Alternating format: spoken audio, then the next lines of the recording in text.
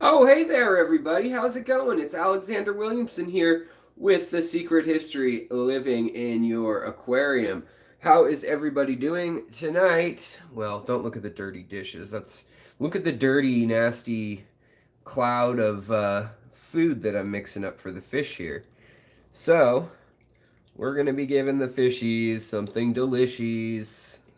We got bloodworms, Daphnia, brine shrimp, live brine shrimp, baby brine shrimp, no shells, and then vinegar eels in here. So, something for everyone. All right, so how's it going? Let me hop in here and see who's around. Anita Newhouse, whoa, coming on strong with a $30 super chat right off the bat. Thank you so much, Anita. I really appreciate it. That is awesome. Awesome, awesome. Uh, Also, Damien, what is up, my friend? Been getting nice messages from a lot of people, Damien included. Uh, Anita, hello. All good in isolation, safest place to be. Mango Aquatics, hello. How's it going? All right, late night stream for some of y'all. British fish. I take it you don't keep British fish, but you are a British person who has fish. Otherwise, you probably have like six species. I don't know what's endemic to Britain. There's probably way more than that. Uh, Gnarly fish tanks. Hello. Muppet 929, Hallen Bauer, Gustav Maverick. Man, lots of good people in here tonight. Fishy Fun 57, how are you doing, buddy? Tiffany White, hello, fishy people. Lisa Saxon, Perth, hello. Good morning from Perth. I hope you guys are doing well. You guys are out there on your own as always. Do you guys have any cases in Perth yet of the comorbid conditions, no, of the virus that I'm not supposed to say, or they'll take away my money. We did a live stream and I made like $500 and they took most of it because I guess they're putting it towards operational fees and spreading awareness of coronavirus. That's if that's really where it's going, that's fine. But that was interesting. So if you're stressed about it and you want to give more than a couple bucks, I suggest Patreon or PayPal, possibly. My PayPal is just my email, so I think that it's just Alexander J. Williamson at Gmail. But regardless, just being here is a lot means a lot to me, and so it's great to see everyone rolling in. Chewy Fish, Fent Cantu, hello. Yeah, how is everybody holding up? You know, it's been uh an interesting. How long has it been now? 32 days I've been on isolation. I'm not completely isolated. I have my wife, and she goes to work for a few days a week and tries to stay away from people because of my autoimmune issues. But yeah, I've been. I mean, other than the people in China, I've probably been locked down right there with anyone else since before Italy was locked down. I guess I've been locked down. So yeah, glad that I was able to get those live streams out early and suggest you guys get your fish supplies and so forth. But we don't need to talk about any of that today. Zen Ginger, Redfish, Bluefish, what is up, my friend? Just doing Florida. UNS tank stand delivery is delayed because of the virus. I can't even scape my tank. Yeah, I was saying a couple weeks ago, I guess I found that out 4 weeks ago now. So 4 weeks ago on a live stream, that UNS Ultim Nature Systems, all their stuff is not coming in. Whether it's aqua soil, fertilizers, things like that, it's all made in Asia, and none of it's coming in. I mean, there just aren't people to work in the ports for one. For two, a lot of the transshippers are not working because they don't have enough business. And then three, even if they can get past all of that, a lot of people aren't keeping their shops open. Although in our state, pet stores have been ruled essential. It's just a lot of people, they can't get fish right now delivered. They can't get plants except for the local hobbyists and things. So a lot of stores, and they can't even get food from like Germany and things like that because right now air freight is all hosed up. So we'll see what happens. But it could be bad, and that's why I made those other videos. If you want to refer to them, they got demonetized real quickly, but they won't show up like as a suggested video for you guys. But if you go search back, you'll find them. That's the main thing that annoys me about the demonetization, is that it doesn't suggest the video or show it to you guys unless you go to my channel homepage or whatever, and then click on videos and then look back at the titles. But you'll find things there, and yeah. Alex, can you schedule when Dan's fish is not scheduled? Yes, I can. I did not know that his show was on now. Tonight I just hopped on at a later time because of a lot of people that are in Australia, New Zealand, and then also Europe and stuff. I just come on at different times. I know it's probably in the middle of the night or really, really early in the morning, however you want to look at it in Europe. But I'm going to try to do some like 2 in the morning streams also coming up here. So, because right now 48% of views have been coming out of Asia and Europe, which is great. Welcome. Hello. So, that's awesome. Also, even just like stores like Petco, PetSmart, while we're on the topic, they're running out of things. I mean, antibiotics, whether it's Fluval Aquasoil or, things. I think Aquarium Co-op, they're still open, at least online for sure. And then they're doing like, they've still got Easy Green, I believe. So if you're really in need and you just need like the basics, that's a good way to go. But a lot of stores are out of their. I use the ADA Aqua Design Amano system. Well, I don't know where the bottle. I guess I tossed the bottles, but the pump bottles that are rectangular, that have each element kind of isolated, because I don't need nitrogen in my tanks. I stock my tanks very heavily. Feeling a little isolated, otherwise doing well. I need to stop buying fish plants online, etc. Mark Vaughn, Wisco. Yeah, I mean, I got some stuff from Lucas Bretz, if you guys saw, and I was pretty excited about that. So I got 2 new shrimp colonies now because of that, and we'll take a look at all that. It's all colored up now. Everybody's happy. Any tips for removing blackbeard algae? It's my first ever aquarium, and I don't know what to do. I totally have advice, and it's actually right next to me. And the advice that I have for you is, where is he? This guy right here. He's in it right now. So this is called a reticulated Siamese algae eater right here. And you know it's reticulated because the scales are dark like that, and they overlap and they look like a checkerboard slightly. And then on top of that, it's not a Chinese algae eater because it doesn't have the long nose barbels.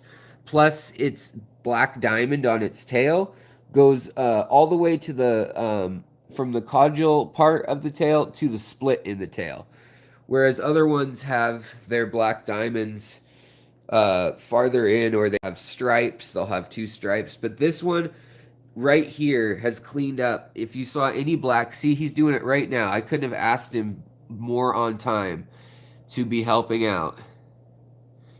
He's eating all the blackbeard algae. And that one fish in this 50-gallon system, 40 up here, he takes care of all that. So, and he'll get big, but I mean, you can always rehome them if need be, and he'll take care of it. I actually have another one too. I got them both when they were teeny, and one was free just because it was so small. They were like, "Here, have another one." So I took 2.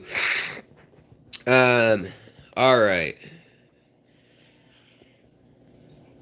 Good day, Alex and everyone. GRB Aquatics, hello.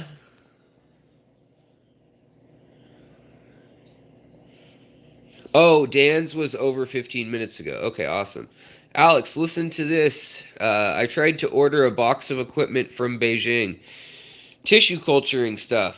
Only 2 cubic meters of space, 7 kilos of weight. They wanted $400 for shipping. Holy crap. That is what, 10 times the normal rate? That is insane. Maybe 5 times, but 10, I mean, depends if it's air or if it's ship. If it's ship, that's like 20 times. Dear Lord. Yeah, a lot of people are going online. I think that the wet spot, and also that's also known as the cichlid exchange too, they'll be alive and well online because they breed over 700 species of cichlids and other fish in Portland, Oregon. So they might not have the rare stuff, but they'll have their normal, angelfish, discus, corridoras, things like that. Totally fish streams. I appreciate you mentioning it. All right, let's see here. Do pygmy catfish eat types of algae? Yeah, they'll nibble on it, but I wouldn't count on pygmy catfish doing anything super useful other than eating up food that falls. Speaking of, let's feed some bloodworms. Bloodworms for everyone. You guys might actually get to see my mustard catfish. I love them. They're really fun. They're a Synodontis mustard catfish, and I just love them. They're cute. All right, let's just do this. Let's just pour some of this slurry in. All right, now all the little fish can eat too. All these little orange ember tetras. And look, see the algae eaters though will eat anything. So you gotta be careful of that. Also, I had a request to be doing a spotlight species on these guys here soon, the Hongsloy apistos. So we'll be doing that. Also, one of my long fin plecos somehow has made his little home in this hut, which is supposed to be for him. But, whatever. Whoever needs it. And then these guys are finally getting big enough that they can breed, which I'm excited about. It's hard to see them through there, but that is the Pleco, the L138. So that's cool. And same with these Venezuelan corridoras. Corridora venezuelas is its Latin name. These ones are ready to spawn also. They're finally big enough.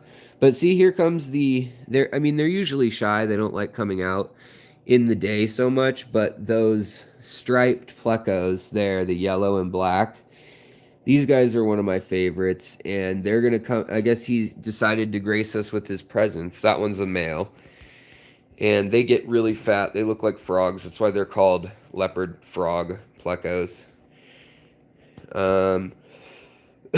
Sorry guys, I'm short of breath. I hope it's not the evil virus. All right.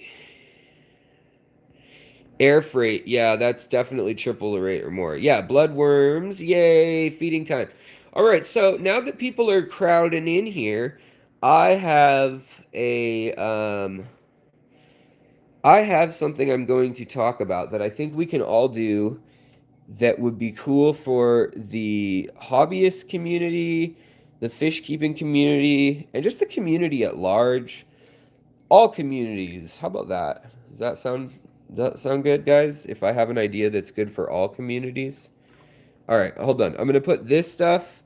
They don't need that much Daphnia. They're going to need more of the stuff at the bottom, but I can't do that with two hands. So let's walk over here and feed Sergio real quick before I announce what sketchy business I'm up to, trying to get the fish hobby all riled up and doing things. All right, so here, that may have looked like a lot, but it's not, because we have about 4 plecos in here.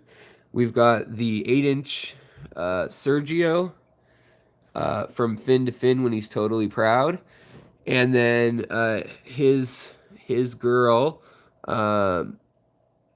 which is Jane, and Jane says she can eat all the Daphnia I throw at her. But also we've got, look, oh my goodness, look at the baby decided to steal the bloodworm. Of course, that's how life rolls, right, guys? Look at the baby just trying to eat that, and the mom's like, piss off, leave us alone. But of course the baby is eating the bloodworm that's longer than itself and not eating the Daphnia. All right, let's see here. I'll just leave it on this while I answer a couple questions. Live Aquaria won't send me my shrimp. Bummer. Aquatic Arts, I know they are still open, but they can only have X amount of employees working. And they're kind of getting around things by saying they're essential pet store, but they're kind of like selling fish more than fish food.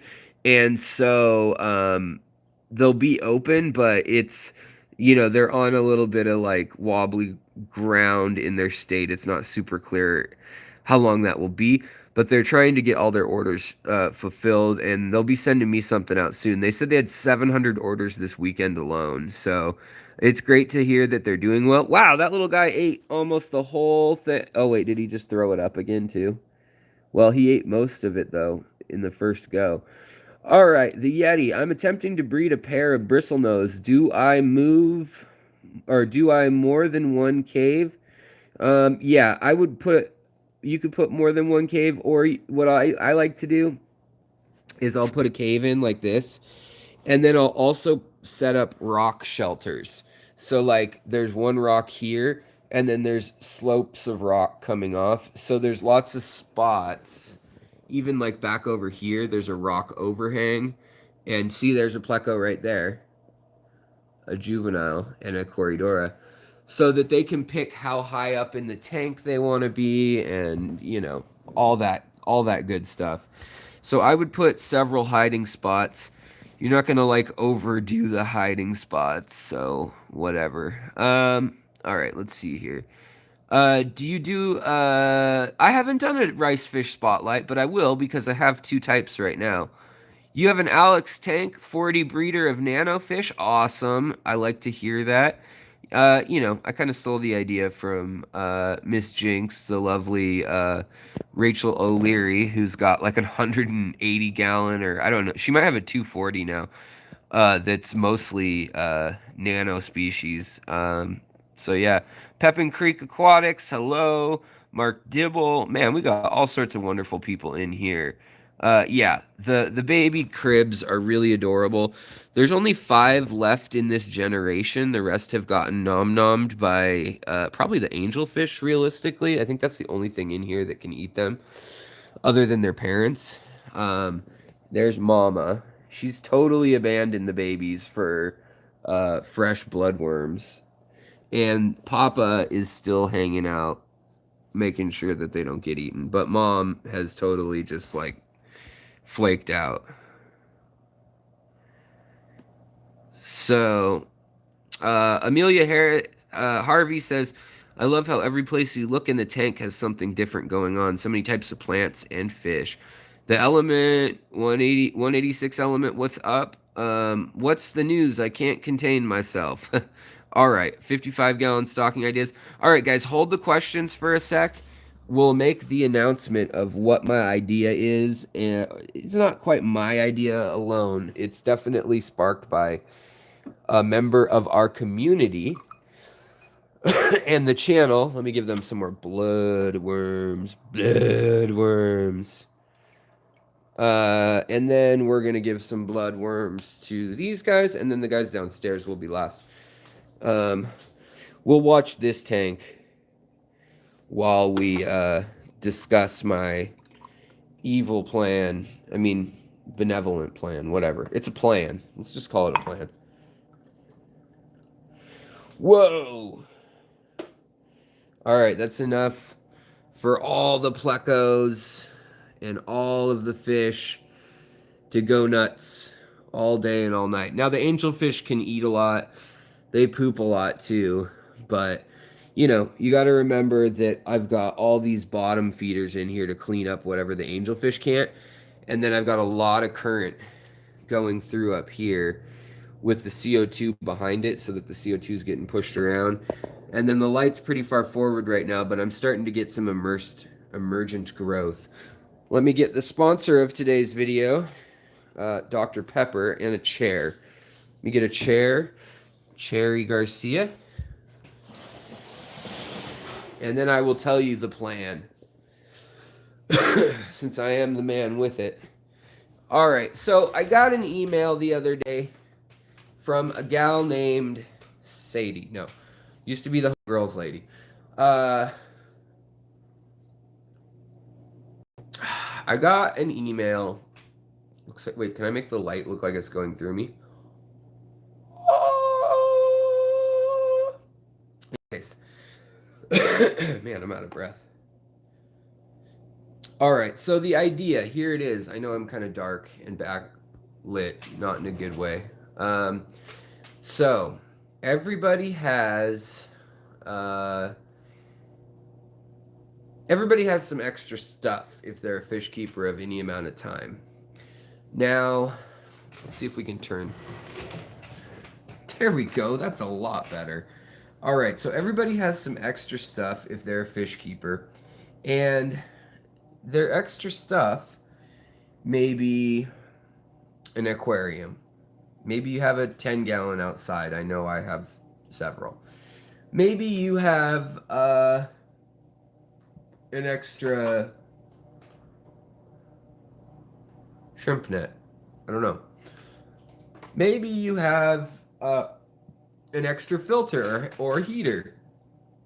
So the idea that a gal by the name of Sarah Haley came up with, she said that she was cleaning out her aquarium stuff, and she decided she was going to put together a free 10 or 20-gallon aquarium for a kid in the neighborhood. Now, she's not found this kid yet, but she's got a neighborhood blog. She lives in a city in Ohio, I believe, and I think she's outside Columbus, maybe. And she just said, a lot of these places have neighborhood groups. Why don't we get together as a hobby and pay it forward? Try to get someone interested in fish while we're all sitting around stuck in the house. This could be a great time to get people into their first fish tank. It could be a family project, on and on. So I haven't thought about the logistics of actually making this like a true event, or a true movement with a hashtag or like any call to action necessarily. That's where I need your guys' help, input, ideas, because I know in my position, I could definitely give away an aquarium, like an aquarium tank worth of stuff to a kid in the neighborhood. Easy peasy, I could get it ready by tomorrow. I have heaters that I'm not in favor of anymore. They're fine heaters, but maybe they're just the ones that set to 78 and they're set it and forget it. But then what we'd want to do is provide them a mentorship via our network, where they could come to my channel, they could come to whoever's channels want to get involved. That's cool too. If you guys know any other YouTubers, and then that way, if they need help with anything, troubleshooting, I mean, there's a lot of videos online already. And, you'd kind of be signing up, I think, for giving them instructions on how to set it up, basically. I'd do a video, on how to do that for y'all if that's something you guys are interested in. Comment in the comments after this video if this is something that you would like to do. And if we have enough people doing it, I'll talk about doing a real basic setup. She said she's doing silk plants and gravel substrate at first, but I'm really big on plants, and I think they make your life easier in the aquarium world. And I think a lot of people think that it's another step of complexity, and as long as you pick the right plants with the right light, it can work out. So, I mean, this is a project you guys could work out. Say you redid all your lights and you have old generation fluorescent lights, or even like first generation LEDs, and they're like low to medium light. That's fine, because someone's starting, maybe they're going to do hornwort and water wisteria, stargrass, and anubias or java fern, and that's totally fine. Just hook them up with 3 little plants or something. And then, let them know they can go get stones or whatever they want. But I just thought that was a cool idea that she was doing that. And yes, I know this is a time we're not supposed to be touching each other and we're supposed to be social distancing. So, as I would do with any aquarium I'm restarting, I would be bleaching it. I'd be, either boiling or bleaching everything. And then I'd just be cognizant, probably wear gloves while I'm getting things ready, even though I've been in the house for 32 days now. Um, but then I could leave it on their doorstep, find where they are in a neighborhood group, and just they could set it up. Whether it's kids setting it up with their parents, or whether it is young adults or teenagers. I mean, I don't want to discriminate. I don't want to just have it just be kids. But I don't think it's a bad time. I mean, you could put some food for a couple months, in a little bag. She was saying that she actually has one of those pill planners for the month. And so she put like a pinch of how much food of which kind. She had a couple kinds in there. You could feed if you were doing a little more elaborate type thing, and then how you cycle the tank. She had links to videos and things like that. So I don't know. Let me know in the comments, because the stream, yes, it's great that I can see you, and I'll start reading the comments again in a minute. I haven't been reading them for the last 5 minutes, so it'll take me a sec to catch back up. But that's the gist of it. The challenge would be the aquarium alone, home alone together, fish family challenge. So that's the idea. The details, I would love it if anybody else has, things that they think would make this go smoother, have less kinks, and ooh, look at the sunset. Have less kinks and just be more straightforward. But I know I can help by putting out some maybe 5 videos on nitrogen cycle and setting up the tank, and then the basics of plants and light, and then basic tutorial on how to take care of fish in the tank, that sort of thing. And then I've got the existing algae videos and things like that.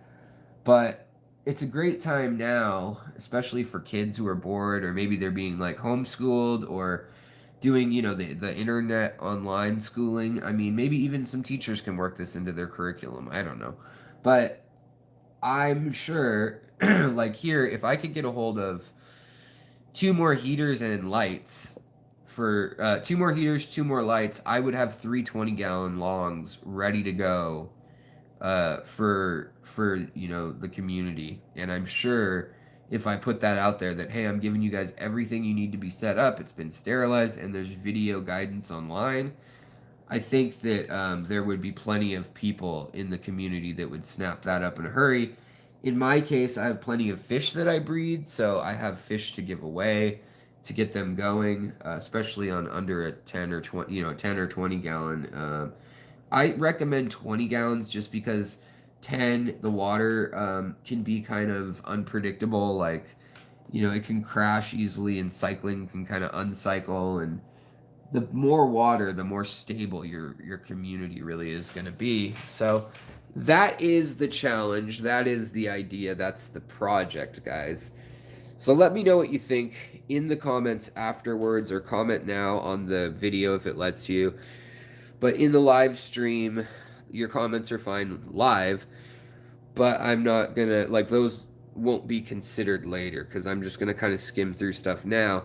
So I'm about to go back to the chat, so please don't ask any questions until I say, hey, I'm caught up, guys, and I'll try to answer your questions right now. And what I'll do while I'm doing that is we'll take a look at various tanks, and then as you have more questions, we can rock and roll on that.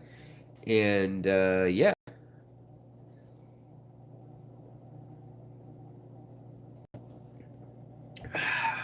All right. Let's see here. Hold on. I need my inhaler. I am just cannot breathe.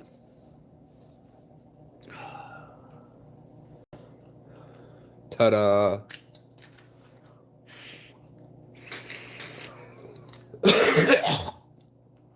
I hope I don't have the black lung pops. All right. Okay. Catching up with your comments, guys. Smarty Pants have too many questions for me. Look at the pretty Cabamba furcata and Hygrophila ramosior and Ludwigia red star. And also the Persicarius Sao Paulo, or Persicarius Sao Paulo, that's just kicking butt, just growing all over. Persicarius. Oh, and then by the way, the other new plant, it's gonna melt, which is such a shame because it's such a big, pretty plant. Lucas Bretz gave me like a hand size, like fist size.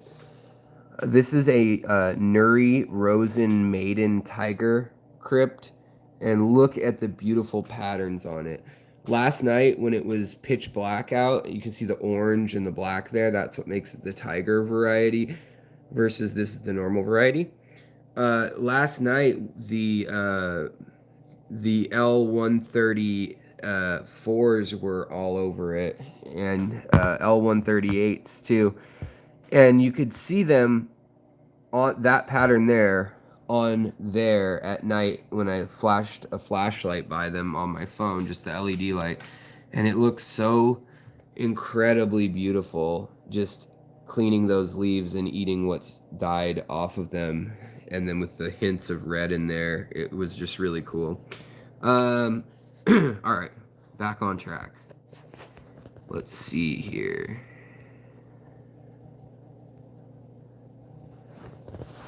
In the house. What's okay? All right. I'm surprised the Angels haven't outgrown the tank. Yeah, I mean, I need to trim the plants more, and they are starting to fight because two have paired off and the other two seem to refuse. So this guy's the odd man out, and this woman is the meanest lady ever, and this man is kind of a jerk too, but she's really, really mean. Ginger Graves, what up, girlfriend? How are you doing, sweetie? It is good to see you. The Yeti, what is up? Relic Turtle, whoa, hello.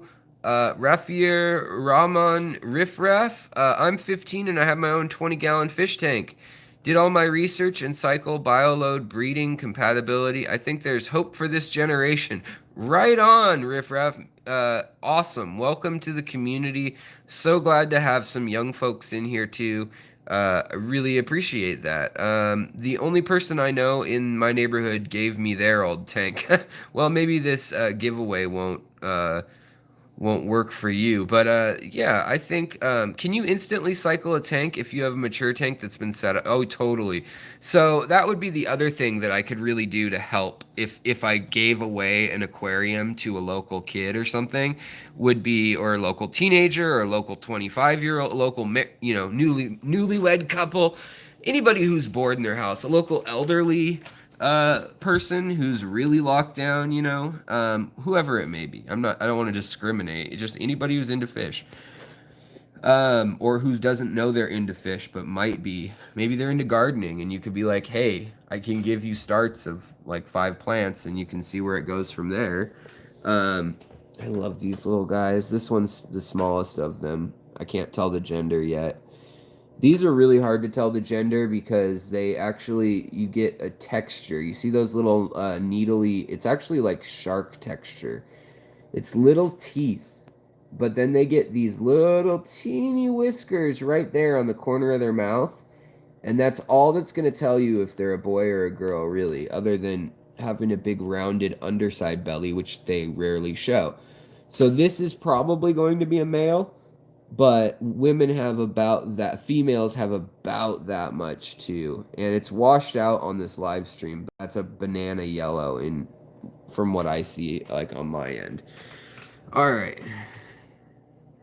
Yeah, Dominic, you can use old media. So really the water isn't what's cycled necessarily. It's the substrate, it's the media. I mean, when you see algae, like little algae spots growing on things, or when you see bacteria or mulm is really what you're looking for. So like on the back side of this filter, this stuff here with the algae, that would start blackbeard algae, which wouldn't be a nice start to give them. But down here, all this stuff if you pick that up, I mean, it will produce ammonia, but if you had a sponge filter, that would all be stuff that's inoculated with good bacteria. Same with the plants. If you give them plants, especially something like this with all that surface area, or like leaves with all this surface area, you can see there's all sorts of crud on there, little algae, you know, or this over here, this plant, I think the red, the bloody red Prinz melon sword is no longer bloody red. It's now just mottled red and green, but it was beautiful when it bloomed. Yeah, this nuri is going to be my new baby here. The orange tiger nuri. Has a million names. Cryptocorn, nuri, rosen maiden, tiger orange. All right, let's hop downstairs so we can leave my wife alone. She can watch her shows, her stories, and we're going to hop downstairs. We're going to feed some fish and look at the babies. If I lose you, I'll try to restart the stream. If not, I'm sorry. There was some technical difficulty because there's a billion people in Seattle on the internet at night with the lockdown. All right, let's give this tank the rest of the bloodworms. Boom. I'm allergic to bloodworms, by the way. You may be too. They're a very common allergen. So be careful when you are new to bloodworms. We have some live things to feed in the other tanks of teeny nanofish. All right. Get this bucket out of my life. Social distancing. Social fish distancing. That's pretty cute. Alex, you inspired me to wipe off all my groceries. All right, well, I'm glad that, I mean, if maybe it'll make you feel better. I don't know if it helps at all. I mean, the CDC said it's not needed, but then again, the CDC said masks were more harmful than good, and now they're changing their minds. Of course, masks are helpful. Every medical profession since the turn of the century wouldn't have worn them, including people now in the government scrambling to get them, if they weren't useful. It's just silly. It's just because we didn't have enough. It's because we ran out that they said that you don't need masks. All right. Set up a nature aquarium. No filter, plants, snails, fish, etc. Yeah, you know, GRB, if I were to do this, if I were to pass this on, the only thing is I access to the substrate that I need right now. Here's another start of Nuri Rose Maiden, not the Orange Tiger, but just the original Nuri Rose Maiden. Here's my Honduran Red Point. He's getting big. And then my Kythit Danios, all of them just laid eggs, so their bellies look kind of sunken and sad, but they had these ginormous bellies at one point. I don't know where they laid their eggs, but I'm guessing some other fish in this tank ate them all, because this tank is definitely a jungle of a tank. The baby fish are all over here, along with the shrimp.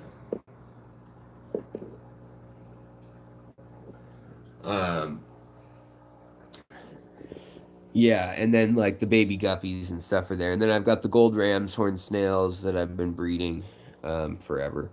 But yeah, I think the tank that I would pass on to someone locally would be, it would have either some sort of substrate like this, or I would do a mix of coarse gravel. Like, if ideally I would do half fluval stratum or a mono soil, and then I would do half pea gravel or a quarter pea gravel and a quarter sand, something like that, just to switch up the texture but to still have nutrients in it.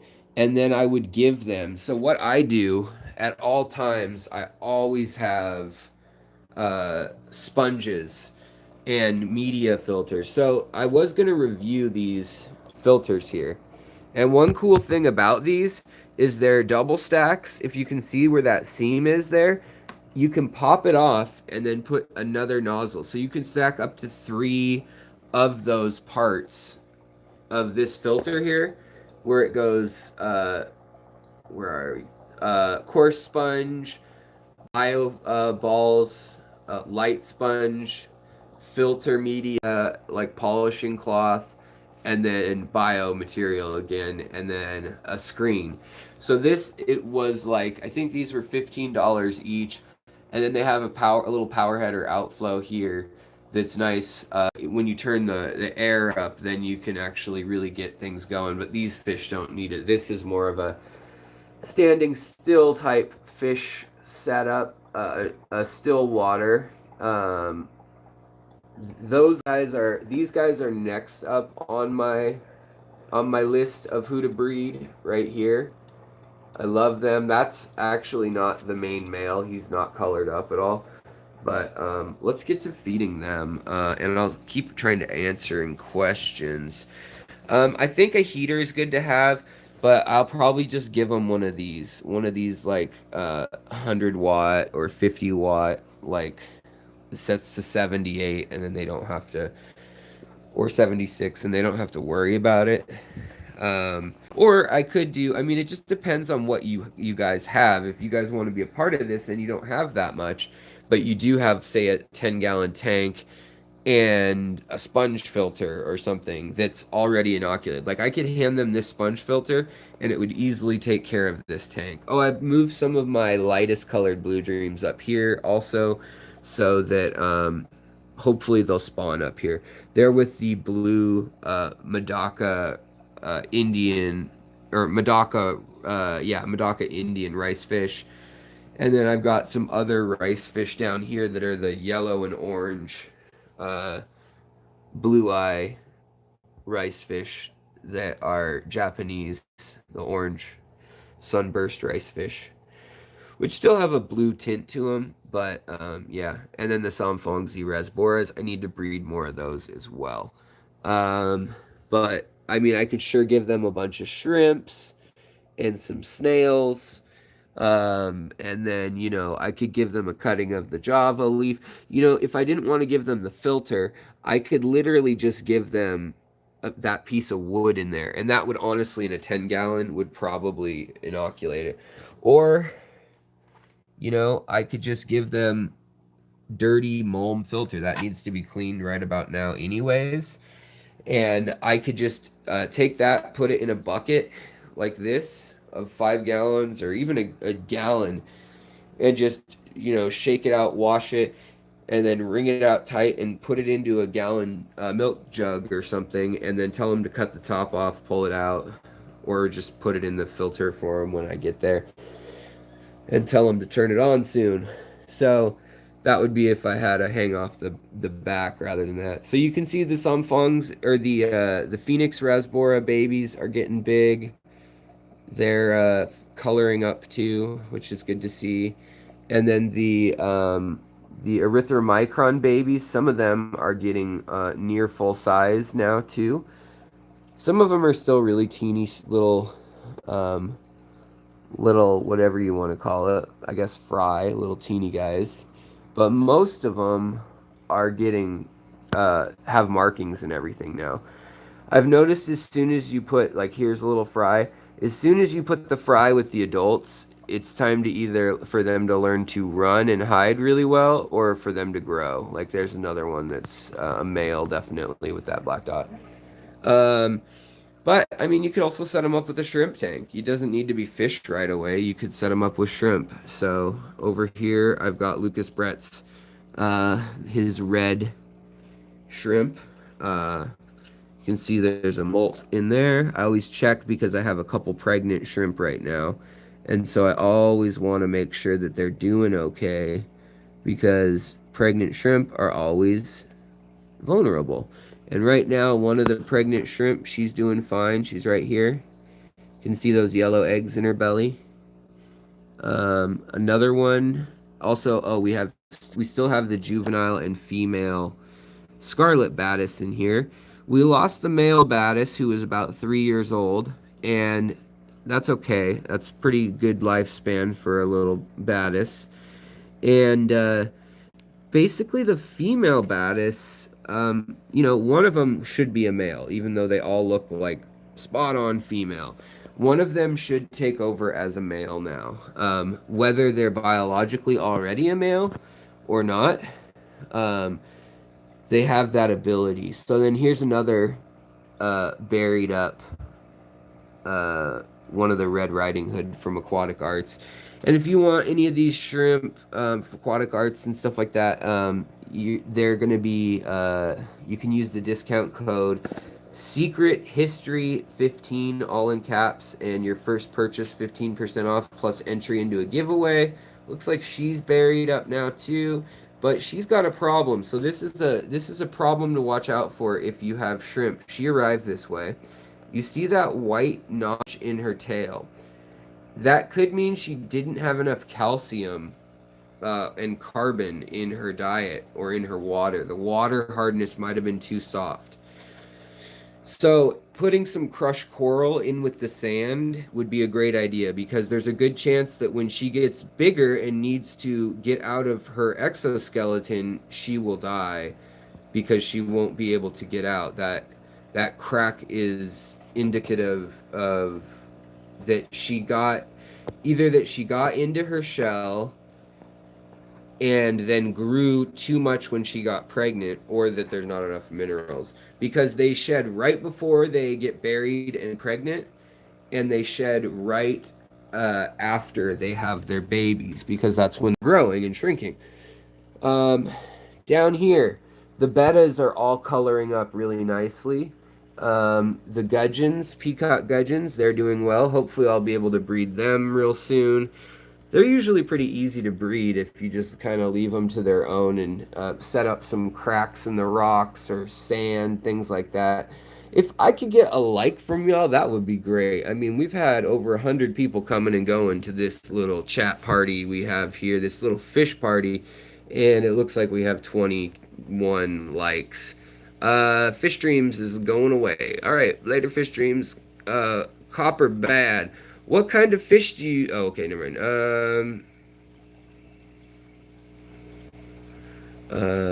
I am trying to see your questions, guys.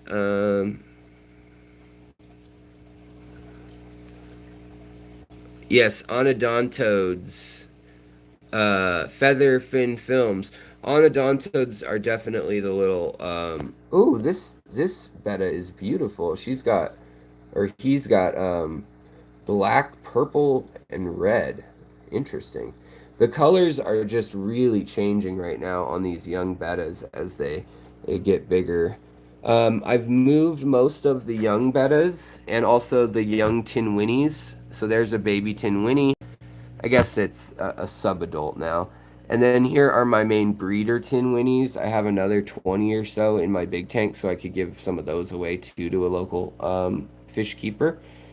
And then these ones are the ones that get the biggest bellies. Also, I'm looking for the biggest fins, and then I want color in their fins. So, like, she's having a rough time. She just laid eggs today, and her fins are all down, like she's not feeling well. So I always keep an eye on them like this, and this is why I keep my breeding ones separate. Whereas this male here, look at how big those fins are compared to some of the other ones. I mean, all these have relatively big fins, but they also have purple and magenta color to them when they're excited. So let's get them excited. Let's feed them some food. There's another baby Betta. Here's the peacock gudgeon up close. Come on. There we go. Hello. They have these creepy blue eyes.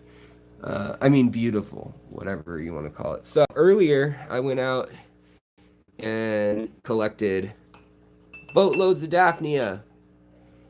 And the other day, I did a whole video on that. So let's feed the Daphnia. We'll do 3 squirts of the Daphnia. The Betta loves Daphnia. The Tin Winnies love it. They should perk back up color-wise in just a sec here. and start getting that little metallic glow with the purple or red slightly to it. Yeah, see, she's having problems. Right there, she's having problems going on. It looks like she may have some internal bleeding. She may have had some eggs. She may be egg bound. She doesn't look full like egg bound, but she did have a full belly. I know that all the females, like this gal over here, had full bellies the other day, like they were getting ready to spawn. And she's definitely having some trouble. So I'll have to keep an eye on her. Down here, we've got some leucistric. I don't know what you'd want to call them. I guess they don't have the red eyes, so they're not albino. Ooh, look at the gudgeon. The peacock gudgeons are just gonna slaughter all those.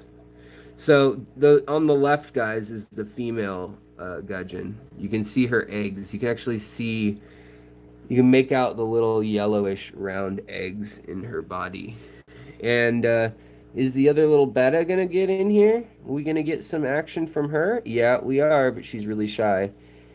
So that's good. I wanted the gudgeons to use this tank or this cave over here, but I don't know what their deal is. Eat it, get it.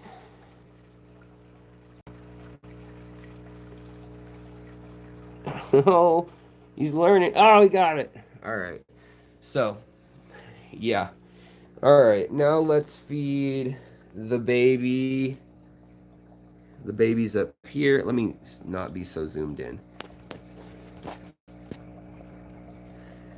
Feeding all these guys. And then also we're going to feed the... let's see if I can find them even. We'll put a couple drops in here. Oh, there they are. And then we'll put those down in there. And right away, they should go for them. Right away. In there. I couldn't get it to focus on those again if it were for my life. But that's a Daphnia.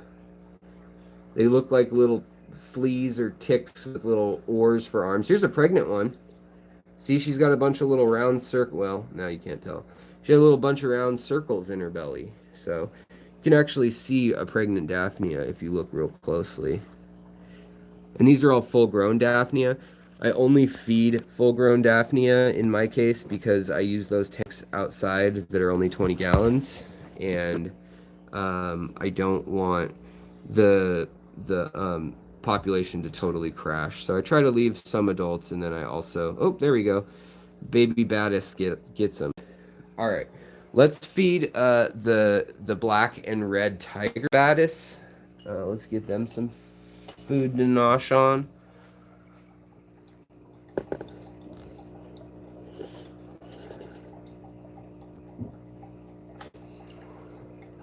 Man, they're quick. They know when there's food in the water.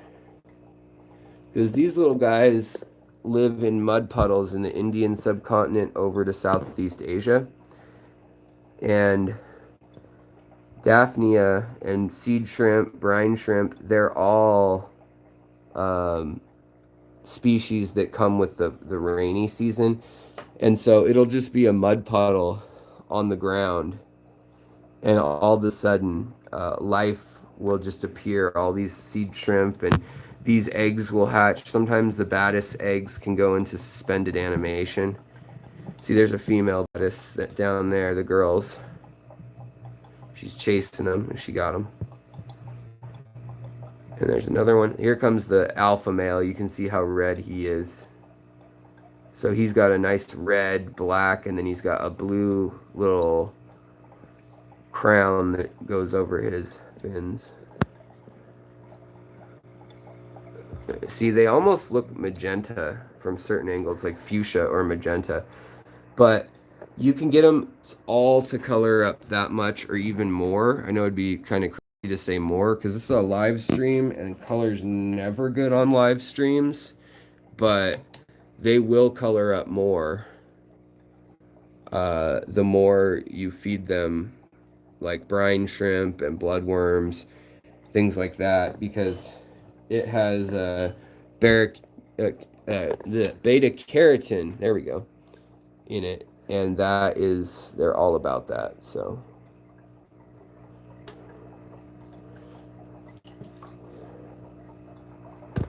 nom nom. They're really quick, these ones. And they're a lot bigger than the Scarlet Batis. These black and red tiger Batis are one of my favorites. I got these at Aquatic Arts. Really good deal on them. I'm 14. I only have a 2.5 gallon tank, but I'm hoping to get a bigger one. I hope you get a bigger one too. But don't underestimate what you can do in a little tank. You can definitely have some fun. I mean, I would get, if I were you, you could get Danionellas. I don't know, maybe you can. Depends where you live. But Danionellas are the smallest fish in the trade. And they're even smaller than chili rasboras or these guys. These are my favorite. Rasbora Mara. And these guys never get over an inch long. They're really skinny. You could realistically, if you had a planted 2.5 gallon, I'm serious, you could have 10 in there. I wouldn't do that as a beginner if you consider yourself a beginner. But I'm just saying it would be very easy to have at least, say, 5 in there. And then you could still have some shrimp.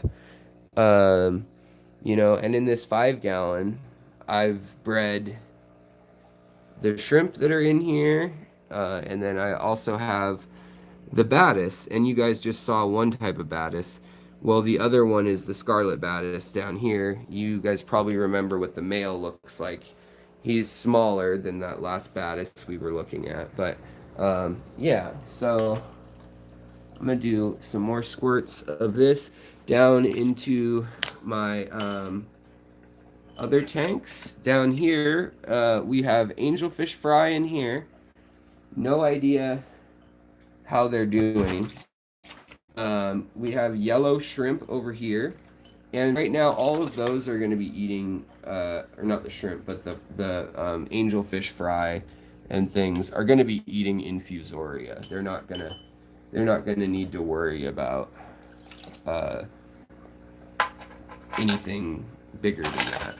So I can feed the rest. And that water was not stagnant water from outside. If you've seen my other videos, that was water from a tank inside. Let's see if we have any more late hatchlings. We do. From the angelfish. So these ones are, if we can get a focus on them, come on.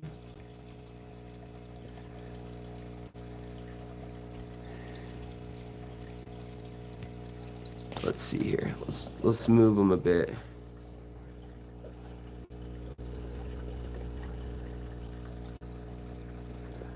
Try to get a hold of them.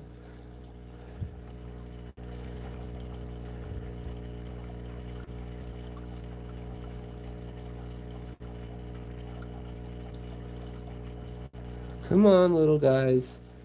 I know you're in here. I just saw them swimming. There's also a lot of moldy eggs in here, but there we go. So there's a fry right there. And right now they're just little wrigglers. And they don't look like much. You can see the two eyes. See it tilted on its side there? If we zoom in on it here. See its eyes? They look like googly eyes and a round head and then the long tail. So these guys are brand new. There's another one over there. Finally we got focused. There's another one right there. So we've got some babies in there for sure. Also, the other thing you can do if you're trying to help someone tank, as long as your nitrates aren't real crazy, like if you keep your water nice and clean like I do in most of my tanks, my shrimp tanks are definitely an exception. You could give them a bucket full of, like, I mean, maybe not duckweed, but you know, algae and just your plant trimmings and stuff like that. And I mean, that means the world to someone who's starting out. To me, it really did. Also, there are baby angelfish in here somewhere. I purposefully used the turkey baster and inoculated the center of this Sawassertang and hornwort and algae, whatever. It's a mess. But we may see some baby in here. I don't know. They may also not make it. I don't know. It depends if there's enough infusoria left from the last spawn we had. For fish, that is. This is where all the baby bettas were born. And then quickly they were moved via my favorite thing ever, the turkey baster. And then they were put into over here with the yellow shrimp. And we'll check on them last. But in here right now, it's not a good time for any medium-sized fish. So I had to make sure that we're all out of this little tank over here. Because all my blue dreams are in here. And the blue dreams, let's kind of move things around for a sec. Even though it doesn't look like it, there are a lot of blue dreams in here. And there are a lot of pregnant blue dreams. In fact, that one over there, this one right here, that one right there, that one right there. That one has white eggs. It's very odd. What in the heck? White eggs. I've never seen that on a blue dream. This one apparently is also pregnant with little green eggs. So yeah, there's a lot of baby shrimp about to happen in here. What is going on with you, though? Never seen white eggs in a blue dream. Come on. Hope it's not some sort of mold or something. Let's see. Let's see your belly. There's a planaria. Never like those, but they happen.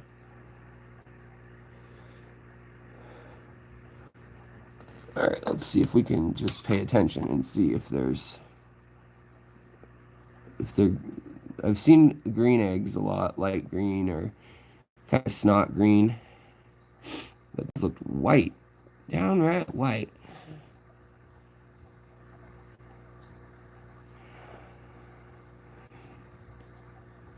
You're 14 and you have a 2,000 gallon? I'm skeptical. I'm scratching my butt like that shrimp. I'm 15 and I have 5 tanks. I just got another breeding Japanese blue gold endlers. Oh, awesome. Awesome. Very cool. Yeah, I mean, it's a great time to breed while quarantine's going down. How would I get pearlweed growing fast in medium light aquarium? Pearlweed grows pretty quick on its own usually, but check your nitrates. If your nitrates are too low, it probably won't grow very fast. But I mean, just nitrates around 30 or 40 parts per million will really get it growing well if they're like 0. But just don't let them get out of control. And then also, if you want to use tabs, if you're floating it, then you'll have to use something like Easy Green from Aquarium Co-op or Seachem's Flourish. If you use Flourish XL, be very careful. Flourish XL is one of those ones that, in theory, it kills algae and other stuff, but it wreaks havoc on the ecosystem of your tank sometimes. I've had it melt all my floating plants and my grasses and my crypts, and yeah, it's just a little unpredictable depending on your pH and everything. I've seen a correlation with my pH. Oh, I just saw a little angelfish swim by, but they don't look like angelfish. They just look like little dots.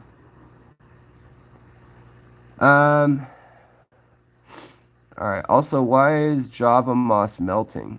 That's an odd one. Java moss is usually pretty sturdy. Is it turning brown and melting, kind of sort of thing? It could be that it's not getting enough light or that it's not getting enough water flow. Try those things. I have hesitated with the ADA or stratum because of low pH. I like low pH. Honestly, most of my tanks run around 6.5, and I find that to be great, except for with Guppies. Now, Endlers seem to tolerate it a little bit better. I don't know why. But guppies want a little bit harder water or a little bit higher pH.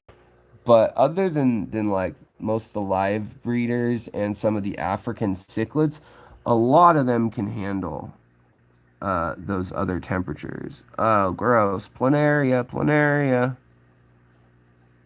I get the turkey baster and I also suck them up because I don't like them. They're not my friends. But what I'll do is there are little planaria and snail traps and stuff, but all I'll do is I'll get a piece of shrimp food and I'll put a couple down up on the rock where I know the shrimp will eat it first, where they feel safe. And then I'll put a couple like under the ledge, and then I'll just use the suction on the turkey baster, and boom, I pull up like 100 at a time at night, do it in the middle of the night, and would keep the lights off and just do it with a flashlight. Oh, sweet. You have Daphnia. Um, you have a sieve, not sure how to feed. So what you do is you get some tank water. So get some normal tank water. Put it in a jar like this. Oh, wait. Are you talking about feeding the Daphnia? Like rather than feeding your Daphnia to fish? Because, well, all I do is I just throw some spirulina tablets in their tank. I clean out algae in my other tanks and toss it out there in the pond. And basically, I get some brewer's yeast, and then since it's outside, I just let the wind blow in natural fermentation yeast that they'll eat. And that's that. It's really simple. Um, Same with the infusor. You just I grow those. Sorry, I knew I turned quick. Grow all those in these bottles, and these are vinegar eels, white micro eels, whatever we call them, glass worms, and then in there is the infusoria slushy.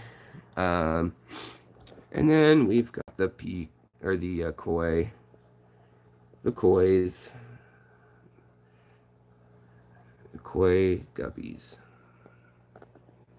and a bunch of this is kind of interesting. A lot of my micro nymphaeas. These are different varieties of micro nymphaeas, and they're coming back randomly. I suppose it is spring. Oh, also my half beaks are here. This is another one I'd love to breed. I don't know what I'm doing wrong. I've been reading up on them and everything. Uh, Mine are eating well and they seem happy, but they just don't want to breed or grow much. Also, you can see the blue strain of my Caridina malawa, my Pandagara. He's so colorful. I love him. He's my little baby. A lot of times he'll come and he'll like hold on to my finger with his mouth. Um, they're really fun. Pandagaras, panda loaches are my favorite nanofish for personality, but pandagaras can be like little puppies too. They're pretty interesting. Asian matrix. I'm 6 and I have 1,000 gallons and I breed stingrays. Awesome. Alex, how many species of cribs do I have? I have my hands are not. It's not zoomed in to see my hands counting, guys. Hold on.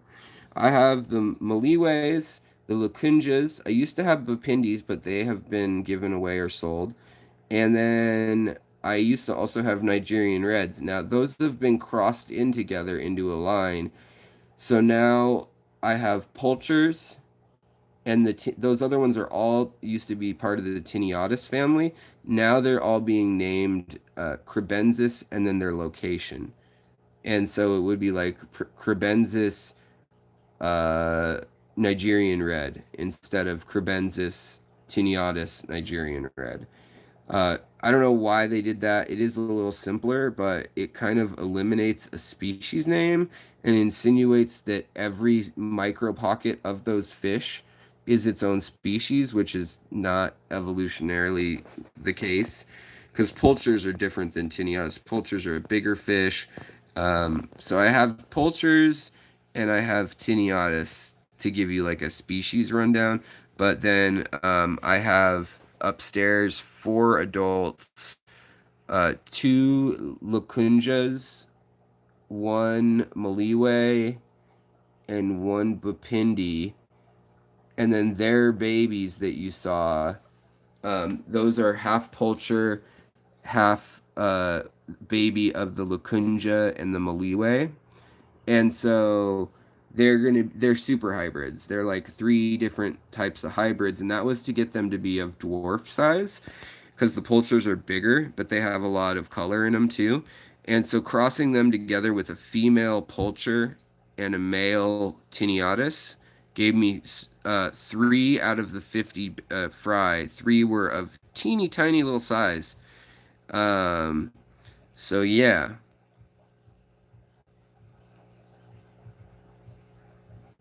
Correct, Featherfin Films. It is a panda gara, not a catfish. It is a cyprinid found in Burma, Myanmar, Thailand, Malaysia. Let's see here. Would it be okay in my Fluval Flex? Yes. Also, share Alex to our Facebook page. We are sharing on Facebook more than ever, Anita. Yeah, definitely check out the Facebook page that I have as well. If you guys want to coordinate anything, if you guys live in the same area or something, and you want to do the tank thing, um, team up. Maybe with our powers combined, we can get like 20 different tanks out of there. I don't know. All right, let me keep reading. Sorry, guys, I'm slow at multitasking. So did the Daphnia just show up or did I culture them? So I cultured them a long time ago with a starter from someone in the club. And that was one of my tubs. But the main tub I have, quote unquote, just uh, just actually showed up. It's been there, the water's been standing there, and it's been full of algae since October, I want to say, and I've kept it full of water. And it went through the freezing season, and it actually had mud because it's been out there for 3 years now. So it's actually like a full pond with like mulm and leaves and everything I put in there. And so I did gather leaves, and I think the leaves is where they came from. I went to an area that's low lying near a creek bed that had leaves, and I put them in that. Now, I would never put those leaves straight into a fish tank due to parasites, but outside, I didn't worry about it because those were my tanks for any sort of outdoor breeding projects, and I don't sweat it. It's kind of just like, well, if they get swollen dropsy type stuff, I'll deal with it later. These endlers are the Lucas Bretz ones, but I've had them now for 4 years and just really worked with them on my own. Bred blue and white outlines onto them, and then spade tails, and then out of spade tails.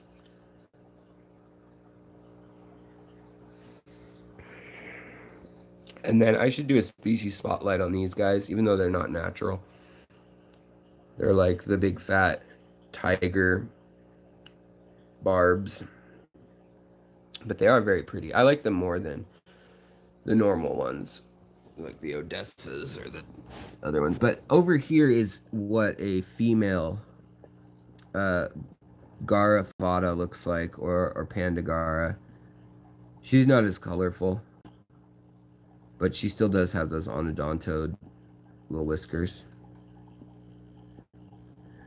Yes, just doing Florida, there is an optimal pH to be breeding fish in, and that is whatever pH the fish lives in naturally. But honestly, neutral water for 95% of species, so in between 6.5 and 7.5 will be just fine, with 7 being the ideal. I know, Dean Tweedle, if you watch Aquarium Co-op's channel, Master Breeder Dean, we're friends. He's in my fish club. I've been in his fish room and everything, and he breeds just at tap water pH, which is 7 right now. King Potato, you have a good night. And he says if you do the nutrition right and everything else right, lots of water changes and oxygen, if that's what they want. If it's a betta, you don't need to worry about that. But yeah. Anyone having problems with Subtang taking over? With Sir Wassertang, Yeah, that happens to me. I just yank pieces of it out and look for shrimp. Like I'll put it in a bucket of water before I dispose of it fully. Make sure there's no shrimp in it.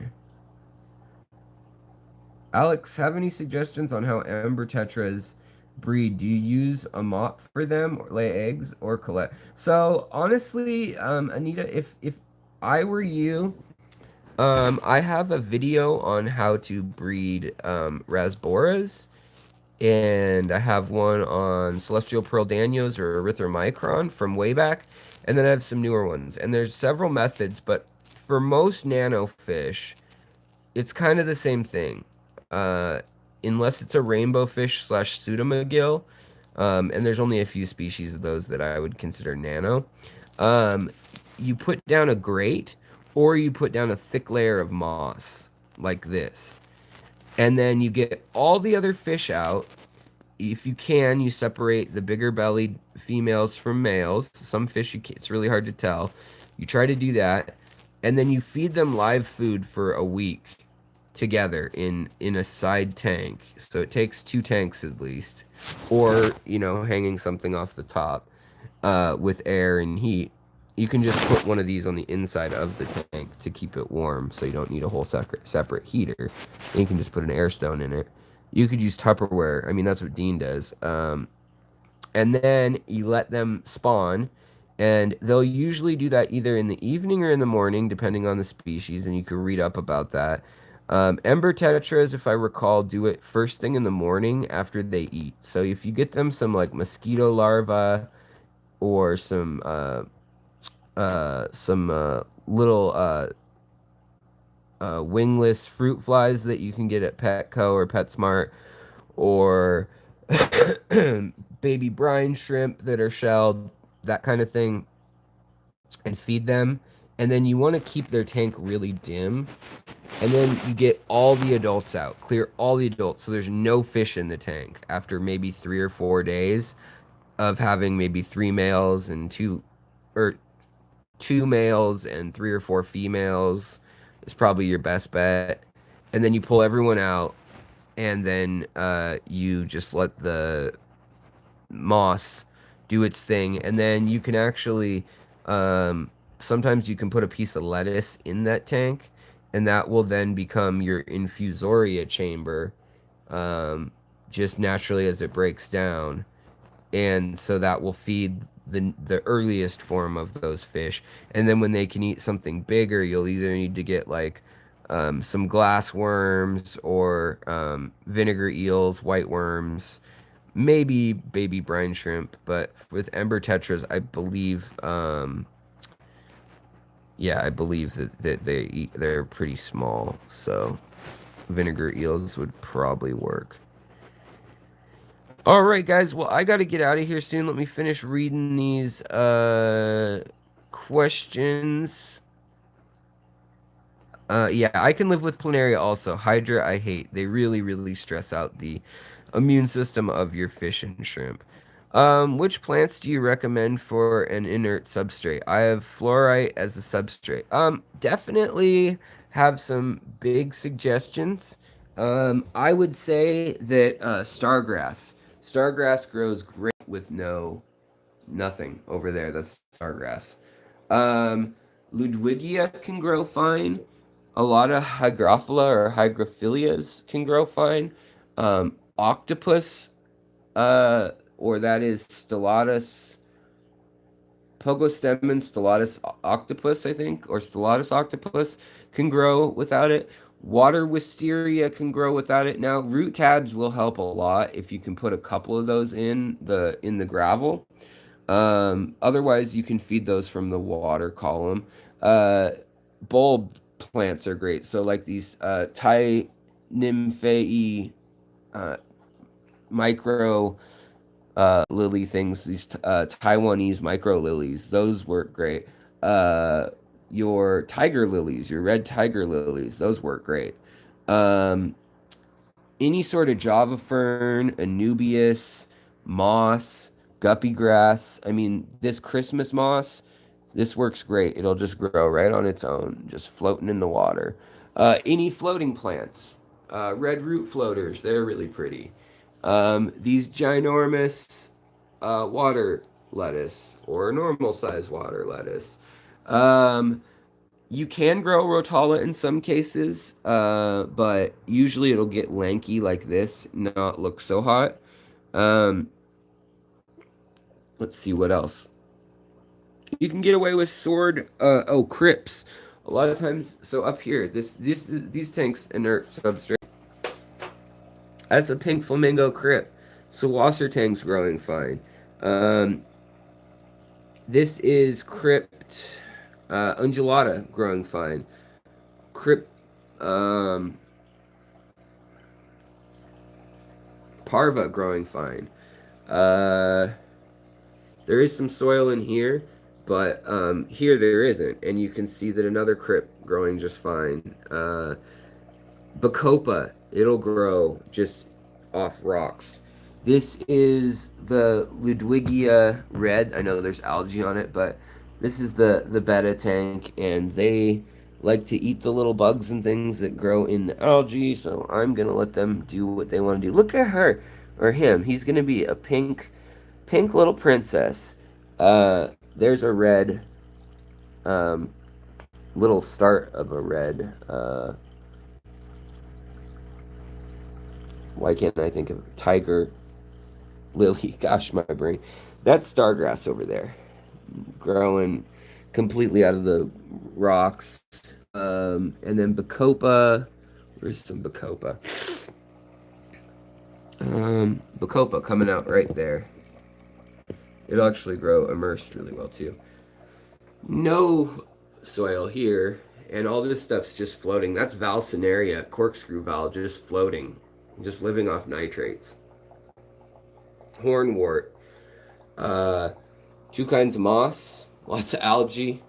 Um, so yeah, you have some options definitely on what you can have.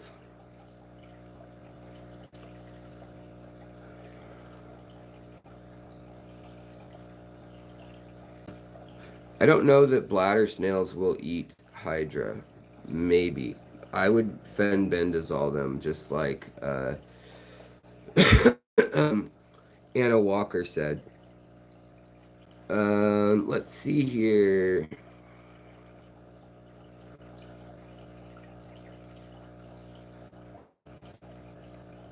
Oh, the freshwater corals or sponges?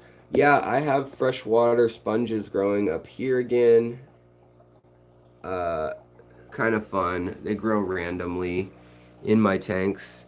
If you have real soft water, which we do in Seattle, and it's really clean, like you do a lot of water changes, you can get those to grow. We had one over here too somewhere. Oh, there was some growing up here for a while. Um, yeah. But let's see. Let's finish this up, and I want to thank you all for being a part of this tonight.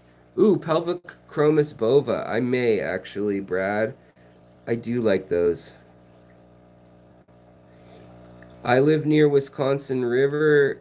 I could gather from some of the marshy areas. Totally, man. Yeah, gather from like areas that flood, like some muddy areas that have some leaves in them, and then literally they'll be teeming with life when you rehydrate them and it gets warm and whatnot. Which plants do you recommend? Okay, all right, got that one. Um, when feeding mosquito larvae, first run them under really hot water to prevent the them from hatching in your house. Yeah, you can do that, or like I do, is I just watch really carefully, and when I don't do it every day, and I just when I know they're like 2 weeks away from hatching, because I watch really carefully when the rafts appear and just the size they are, and we only have two species where I live. They're not. It's not like Louisiana or something where we've got like dragon-sized ones. So I'm lucky in that respect that I can tell if yes, oh my gosh, the cream soda Dr. Pepper. Yes, I have tried it. I fell in love. Now I can't find it most places. Um, yeah, hornwort. I do like hornwort a lot as well. All right, guys. So that's this room for Neo. Um, And then also, I want to start some new. I'll show you guys one more thing before we head out. Um, yeah, I'm doing well. I have had a cough and asthma, as I mentioned earlier. Yeah, out of breath going up the stairs. I don't think it's anything other than just my normal health problems. Um, but yeah, check this out. Oh, I already tossed the box. Never mind. Um, so I also have this guy cut all the 5 foot long growths out of here. Yeah, 2.5 gallon platy tank is pretty small, dude. Um,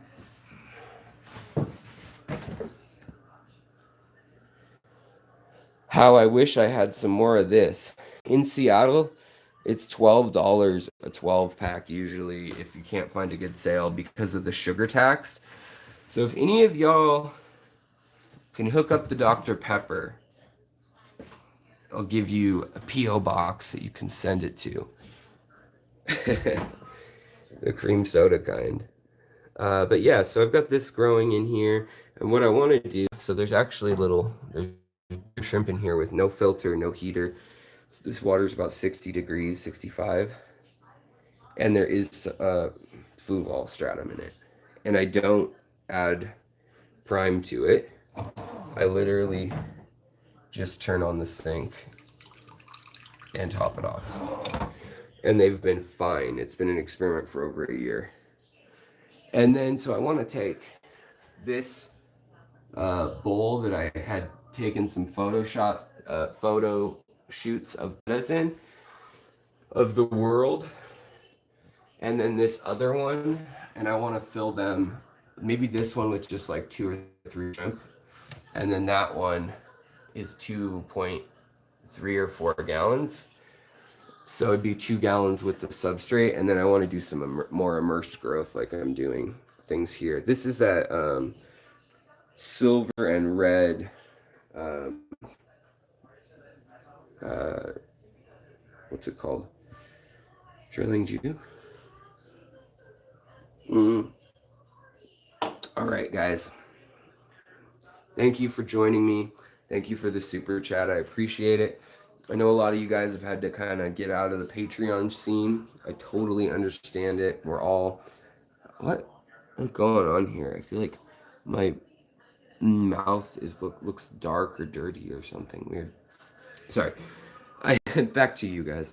So I know a lot of people are hurting right now. A lot of people are in the restaurant industry or just laid off right now. So I totally understand why a lot of you guys have had to bounce on the Patreon thing. You know, it does mean a lot to me just to see when people even give $1 or $3, like, you know, whatever. Any little amount really does help. So don't feel like that's a petty thing and not to bother. Like, it really does all add up and does help. You know, if I had 11,000 people helping that way, it would be a lot of money.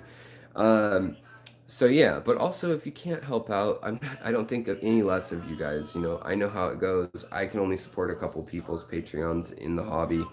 And so yeah, you know, I usually support like Lucas and maybe Bob, you know, like other people, Bob in the past, and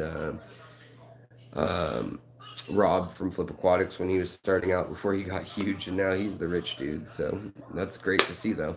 But in any case, hopefully I will have also channel membership too. It's just YouTube takes such a big cut of it that I really do like to do PayPal or Patreon if possible. But the super chats are also very kind. So like always, guys, take care of your plants and your fish, all the critters you have, and the people around you, even if there aren't that many and you're in isolation.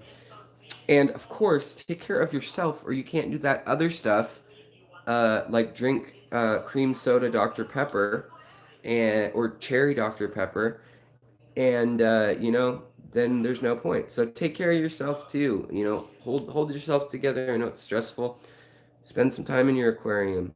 Look at nature, cleanse your mind, relax, and also think about helping someone else out. You know, when you're bored, when you're stressed, when you're thinking about you, it helps to think about someone who's worse off. Hey, you got both your legs still, right? Most people, if you don't have both your legs, well, you got both your arms. Or maybe you don't. I don't know. Maybe we have some like quadriplegic people in here and I'm just a terrible person. Anyways, That's not the point. You see what I'm saying? Just look at the world as though it could always get worse and that life isn't that bad. If we all do that, I think if we all do half of that, the world will be twice as good of a place. So let's do that. And let me know in the comments later if you guys want to participate or if you have ideas in the tank hookup for people who are new to the hobby, or if you're in an area, you can also comment in the comments here or in the on my Facebook group, wherever you want. Say, hey, I'm in Columbus, Ohio. I've got two 50-gallon tanks, but I need lights and heaters. Otherwise, I can help out, you know? Maybe someone will answer you. So, all right, guys. Shout out where you're from if you want to help, if you don't have all the gear. And if nothing else, then you tried. So, I will talk to you guys later. Much love. Thanks again for the super chat. Bye.